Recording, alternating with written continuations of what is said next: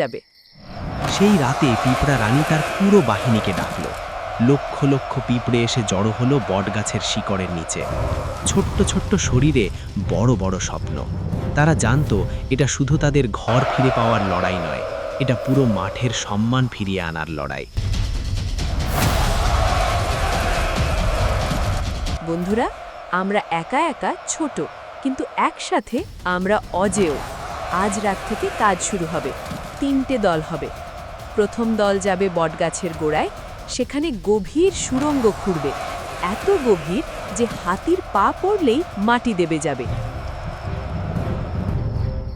দ্বিতীয় দল মাঠের পথের ঘাসে লুকিয়ে থাকবে। আমার সংকেত পেলেই ঝাঁপিয়ে পড়বে, পায়ে পেটে সরে। তৃতীয় দল থাকবে আমার সাথে। অহংকারী হাতি যখন আটকে যাবে, তখন আমরা সামনে এগিয়ে যাব।